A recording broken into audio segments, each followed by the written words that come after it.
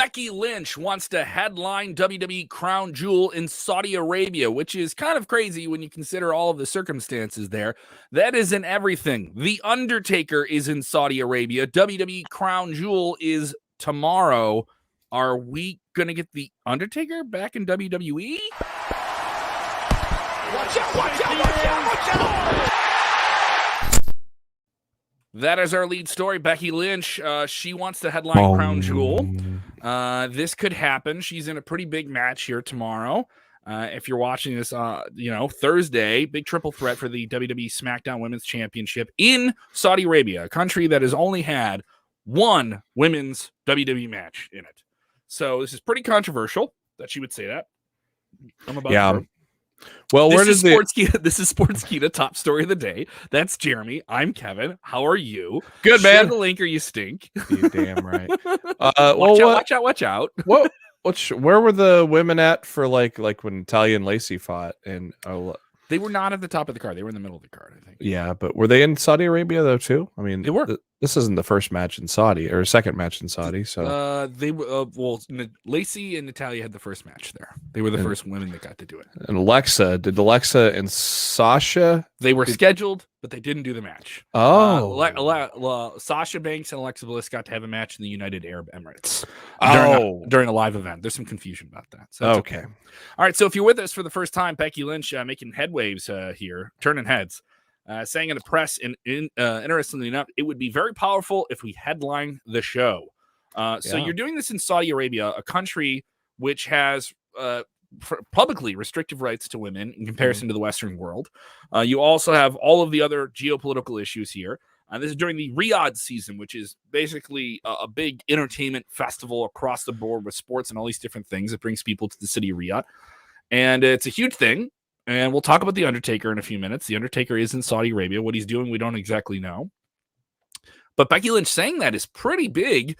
It's also worth noting that is not the only women's match on the show. We are also going to get the Queen's Crown tournament final with Doudrop taking on Selena Vega. What do you think here, Jeremy? What's your take?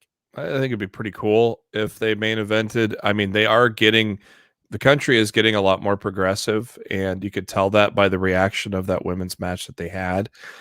So the country is starting to kind of move towards that progression. I don't honestly see it happening this year, though.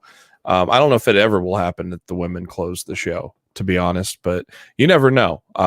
Progression can move faster than expected. And as there were a lot of people in that country excited for a women's match. And so it's just a matter of, is it something that the officials will write off on in Saudi?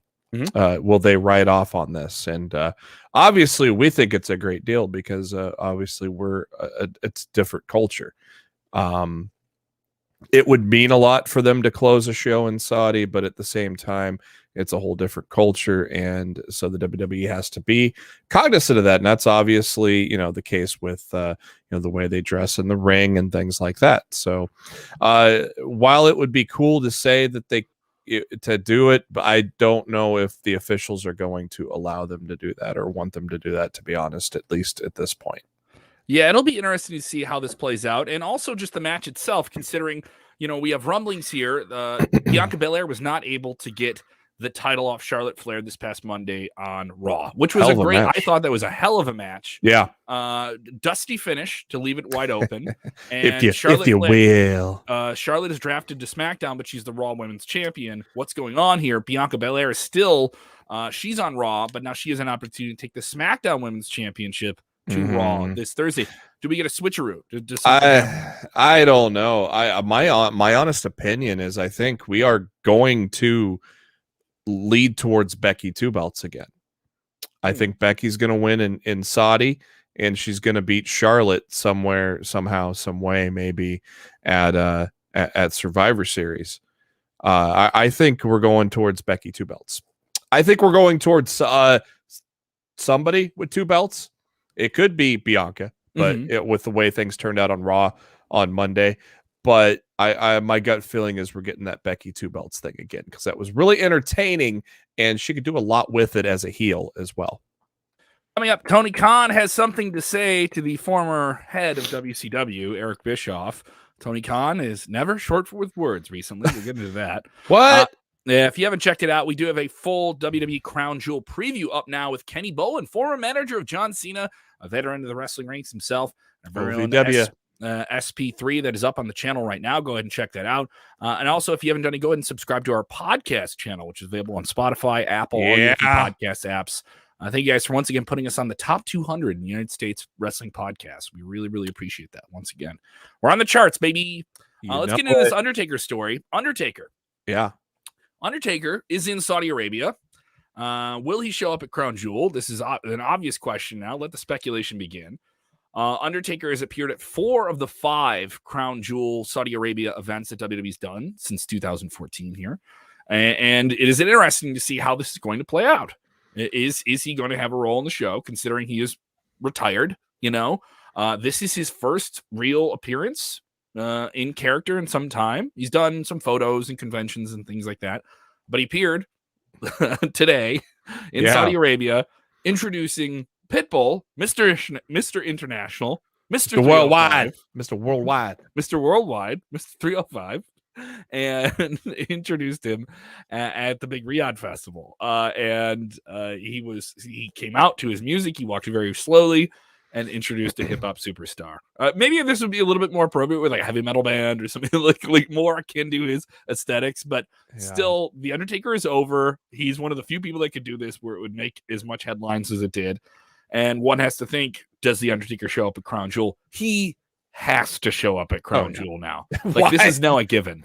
Yeah, it's not a coincidence that he's in there at a Pitbull concert the night before. He made Crown the trip Jewel. in 2019. I don't know I can't recall if he was on the show or not. Yeah, I don't know. But at the same time, I think it's one of those things where the Saudi officials want those legends, those guys that they see as guys they want to see in person, that they don't get to see every day because WWE only runs a show in Saudi once a year. So guys like your legends like Undertaker, maybe Shawn Michaels, Triple H, Randy Orton. Randy Orton was like the biggest heel in the company, but he gets cheered in Saudi Arabia because it's a guy they want to see. So Undertaker's that guy they want to see. So yeah, he'll make an appearance. He'll have some fun. Maybe he'll screw with AJ and Almas in that tag title match tomorrow. But we did get this farewell from him. Is this a way to introduce Undertaker back to the fold? He ain't wrestling again. I don't think so. It seems like he's been pretty clear about not having another. It'd have to be another cinematic match because there's his body can't do it in the ring. I don't think it can't. I think it could in tag matches or something isolated. Maybe. But also he doesn't owe anyone else anything else. I think he comes out there. He gives some goofy heel a choke slam and then we call it a day. And I just saw a photo. Undertaker, he was in full gear. Yes, introducing Pitbull. full gear. Got the entrance, got pyro just to come out and introduce Pitbull. Man, how much money did he make doing that? Much more than I'm seeing. My God, just to dress up and introduce Pitbull. Earlier, we were talking about whether or not the SmackDown Women's Triple Threat will headline Crown Jewel. And this is a stacked card, by the way. Go check out that preview with SP3. This is a full show here. It's got to be. They really got to screw it up for this not to be the best Saudi show of the bunch. The thing is, those shows are odd. The crowd reactions are odd. They're different. Yeah. We have a Hell in a Cell match with Edge and Seth Rollins, which could blow off their feud if they wanted to. We'll see where that happens here. And some people talking about what's going to start off the show. Wonder which match will start off the show. I'm picking Goldberg versus Lashley. Another thing is starting the show. Everyone thinks that's the worst position to be in. That's such a foolish way to take it. The best position in any wrestling show, and this is from being around wrestlers, is open the show, close the show. Yeah. Worst spot, second match on the card, first match out of intermission. Mm-hmm. So you don't want to be in any of those positions. So you want to be main event or you want to be the opener. And that's the thing I always hear from people. And you may think, oh, well, if I'm not in the main event, it sucks. Well, no, That's not the case, especially on shows like this when there's so much going on. So I wouldn't Yeah. worry much about it. Yeah, I don't know what's going to open, to be honest with you. I wouldn't be surprised if it's a tag match. I don't think it'd be Goldberg and Lashley, because I don't think that match is going to last that long. Coming up, we're going to talk about an AEW star teasing a jump to WWE. All right, we're going to talk about that. We're going to get to that in just a bit here. Tony Khan, though, he is never one who is short of words. What? Never one who's short of words. He enjoys making the rounds in the media. He has a weekly megaphone with Busted Open Radio and Sirius XM. He went off here in response to Eric Bischoff. Now, Eric Bischoff has his own very big platform with 83 Weeks on the Westwood One Cumulus Media Podcast Network. Doing pretty well here. Bischoff telling Tony Khan, in no unsaid words, shut up and wrestle. Maybe pull back the rhetoric. Maybe just focus on your show. And Tony Khan has responded. Tony Khan was on Busted Open today and was asked, did you think about staying quiet? And here's the funny part. I'm going to do a little aside real quick. My co-host on the podcast, Matt Black, he's a writer for Sportskeeda. So he was expecting a quick answer so he could do an article. This was an 8-minute answer. Just as an aside, which was kind of funny. You know, he's expected a quick answer from Tony Khan. He gets you 8 minutes that you got to try to transcribe. But he said, that's a great question. I really like Eric. I was kind of surprised by Eric's comments coming from Eric Bischoff. Bischoff is probably the last person anyone would expect to say what they think on what they think a president of a wrestling company should be quiet when it comes to head-to-head competition. We were in head-to-head competition this past week. It was only 30 minutes. I didn't ask for it. We were in our time slot, and somebody came into our time slot aggressively. It wasn't the first time they made a pretty aggressive move like that. We generally responded well and have been very successful. As he goes on, let's see. I was amused by Eric's comments. I like Eric when we're together, but this is an ultimate example of glass houses, knowing how Eric conducted himself when he was president of WCW. And did he ask for head-to-head competition? He said publicly, I should be going to that, but I don't decide when these shows are on. This time slot, we looked at a couple of different slots, and this is one they thought that would do well, and I was supportive of it because it allowed for a good block of wrestling on Friday night. I knew there'd be a good amount of people watching on Friday. He goes on to say a lot of stuff. I'm going to pivot my show off WWE and put it on right after SmackDown, but please don't interfere with my time slot. For Eric Bischoff, of all people, the guy who got lowered down on a motorcycle from the ceiling, the guy who challenged Vince McMahon to a fight him, to say that somebody should stay quiet is laughable. Eric is doing an act. I respect it, but let's be serious. Eric is doing an act? I guess. It's a stand-up show, just like what you do on the weekends there, Kev. That is really dismissive. Eric used to be a wrestling company executive, and now he's a commentator. And as a commentator, he's trying to stir up controversy. Well, hey, what's the name of Eric Bischoff's book, kids? Controversy creates cash. Exactly. But here's the thing. I mean, is this something where Tony Khan now has to keep this up? Does he have to keep doing this now? He'll probably ramp it up now. Does he have to, though? We didn't have to, but it's Tony. You expect him to you expect him to just sit idly by. We know better. So now that he's getting stoked to be quiet, he's gonna do the. I mean, look at he took a simple question of responding and basically went into an 8-minute promo. You know, so is that I think that kind of answers your question there, doesn't it, Kev? I know, but to me, it's just distracting from what AEW is as a show. And it doesn't keep the focus on the show. It keeps the focus on everything that's happening off of the show, between another show. Yeah. Does it make for good podcast stuff? Oh, sure. It's definitely something I got to check out on Sirius XM. I'm a subscriber. I'm going to listen to that, right? I want to hear that. But I'm objective enough to know, does that mean anything for anyone who's like, I guess, does that bring you into the show? Does it make you want to watch AEW more? Does that make your matches better? I mean, does that make your champions mean more? Does that make me care about Hangman Page or Ruby Soho? Yeah, really. I mean, I already think AEW is a better product than WWE, but this does not make me more or less excited. It's entertainment to see what he's going to say next. It makes me less excited. Yeah, it doesn't really affect me at all. You know, it doesn't. I wouldn't say it like takes away from AEW, but it makes it like the pettiness will never end. You know, like, it'll never ever end. He doesn't do this on camera on his shows. He does this on his own time. So he's not taking up time within those programs. That would probably he's going out of his way to represent his brand this way. Yeah. He's going out of his way to do this. He's just passionate about it, but at least he's not doing it. But at least he's not like, I want no. Tell me about your show. Yeah. Why isn't? Well, yeah, he's not. But at least he's not doing this on AEW programming. That would be a mistake. They're already doing that too. Don't tell me they're not going to do it. You know what I mean? No, they're going to do it now. Yeah, he doesn't want to be. He doesn't want to be on camera. Food.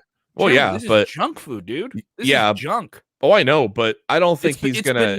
It's beneath the brand. But he's what they've already done. He's not gonna take this shtick of an 8-minute answer regarding Eric Bischoff and do that on AEW television. No, he's not gonna do that. He's already adamant that he doesn't really want to be on camera. Obviously he wants to be in the spotlight. You're doing this. Yeah, he doesn't want to be. Then you're doing this. Yeah, he doesn't want to be on camera, but you don't want to be on camera. But I'm going to be on viral videos. Well, he wants to be in the camera. I don't want to be on camera. What's that one line from back in the 90s when like Suge Knight was going off on like Puff Daddy and like the Bad Boy record? You being in the videos. In the back of the road. Right. Like that's how this reminds me of it. And I enjoy all of it. I thought Friday was really, really fun. It was. A lot of people. It was really, really fun. I thought WWE and AEW put on great, great shows. I thought Becky Lynch and Sasha were fantastic. I thought the contract signing was clever. They've done those before. They did something different with it. I thought Finn Balor and them had a great match. I thought Suzuki and Bryan Danielson was an incredible match. It was absolutely a match of the year contender right there. Wonderful stuff, right?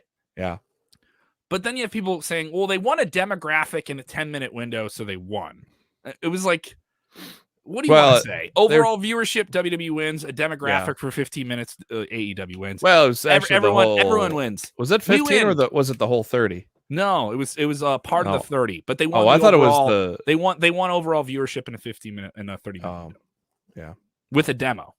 So there's that. And my thing is like it's fine, but now everyone's a ratings expert and everything like that. We know what fast nationals are and all these people have been doing that for years though now. Yeah, and also like WWE's going to win anyway. They were on air for 2.5 hours. They're going to have more viewers than a show that's on. They were on early. Yeah, they were on earlier too. Yeah, so. They were on earlier. So I mean, like, what's the point here? No. I know people enjoy the semantics of it, but they're losing their minds about this here. Should Tony Khan keep trash talking with WWE? That's a question I put up to you guys. Some people saying no.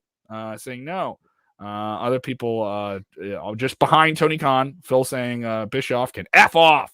He can F off. Yeah. I mean, he didn't really trash talk him much in that diatribe. He was doing a lot more AEW rah stuff. The only time he's really trashed WWE was when he came out after the announcement that SmackDown was going to bleed into Rampage, and he basically said Raw sucked. But I mean, those were pretty much facts that Raw sucked that week. But yeah, to have that guy like that say that, that might have been a little too much, and he's probably reined that back. As you could see, he didn't really mention a trashing WWE at all in that whole diatribe from today on Busted Open. So you know what I'm saying? He knows what he's doing. Oh yeah, you know what I mean? Like, they're not doing this to not make noise. I mean, but listen, are we talking about anything on Dynamite this week? We're not. You know what I mean? Like, we're not talking about anything. We're talking about stuff that Tony Khan said on an interview, because that's the direction they're in. Let's get into another topic here. Someone else is always making noise, knows how to trash talk for sure. Yeah. Proclaims himself to be the best talker interviewee in all of professional wrestling. He was on Wrestling from Barstool Sports, MJF. He discussed his immediate future in AEW. It was kind of vague. He never does an interview, by the way, out of character. So it's worth, this isn't a grain of salt on everything. This is like a chunk of salt on everything he said. So, well, he is the salt of the earth. So I can tell you by doing an interview with him, I didn't know whether or not he was in character. I interviewed him like a few years ago. This is someone who went out of his way on Twitter to make sure I was fired. He asked the website I work for to fire me. So that was I don't know if that's an endorsement of the interview or not. I think it was an endorsement. Yeah. Yeah. So he's on Wrestling with Barstool Sports. And he has plenty to say in this interview. And of course, the topic of WWE comes up, and he basically says, I don't want to say anything bad about WWE because what if I'm going there in 2024? Yeah. And then he goes down this whole thing here. Mind you, he's trash talked WWE, and he's talked about knowing Bruce Pritchard, and if anyone on the AEW roster can do this thing where they bring up WWE and make it into their character, that hey, my contract is coming up, and my close personal friend Tony Khan, if you don't pay me enough money, I'm going to leave. And I'm 25, and I have a lot of years ahead of me, and your beloved greats aren't going to be great that long. He's saying all of these things in the interview. Yeah. Well, and then they bring up Roman Reigns, and he says, "That was funny. I would love." Do I think I'm a better talker than Roman Reigns? Absolutely. I'm the best in the business. 100%. That isn't the point. And then he said, love Roman Reigns, love what he does, would love to wrestle him. And you know what he's doing. And he's so crafty about it. But at the same time, if anyone from AEW was to leave the company and go to WWE and have it be a very big thing, it would be MJF. Well, yeah. I mean, I've said it on camera here and on my podcast. MJF is going to have a WWE run in his career, or he should. He almost has to have a WWE run in his career. I thought it was funny when he talked about the demo. He said Roman Reigns lost in the key demographic to Ruby Soho, and Ruby Soho sucks. So I don't know what to tell you. Yeah, I thought that was hilarious. Obviously, staying in character, but no, like I said, staying in the demo talk. I've said it's almost like they got talking points before they went and did these interviews. Well, I mean, no, they probably asked him about it because it's been a talking point. So yeah. I'm sure Brandon Walker probably brought it up because it's been such a huge talking point. Sure, if I was talking to him, I'd do it too. I didn't realize his contract was up in 2024. I thought it was going to be up this year. So 2024, so he signed the 5-year deal. Shout out West Africa, Ghana, West Africa, putting us on the charts. We were in the top 20 last time I checked in the podcast charts there on Apple Wrestling. Thank you so much for checking that out. Other people are fine with Tony Khan trash talking. I think it's interesting. I understand that. Believe me, on the wrestling media side, if I can see where it's entertaining. I understand where it's just empty calories. Gets people talking, though. I mean, obviously. Gets people talking. But what are they talking for? Where does it go? Are you making the right noise? Micah is texting here saying, Tony Khan needs to stop the trash talk for now. Keep gaining momentum naturally like they've been doing. See, that's kind of what I'm at. You got a big show coming up in, a couple of weeks here, Full Gear.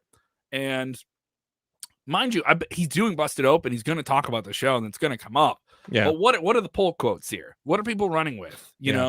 Ratings and demographics and all these different things that at the end of the day are not going to be something you care about when you decide whether or not you're going to order the pay-per-view on the 13th, for Full Gear. So that's my take. Other people chiming in here. I want to make sure I'm not missing anything here. People want to see, Nishad wants to see Tony Khan versus Drake Maverick in a breakdancing contest. Well, that's random. And Ralph Curtis is all about NXT. NXT has their big Halloween Havoc show coming up here this next Tuesday. They had a rough one this week, though. I'm just about to watch that because coming up in about an hour, I'm gonna have to watch our big review. We're doing the debrief. We're gonna be covering NXT this week and talking about Halloween Havoc and all the different things coming out with them.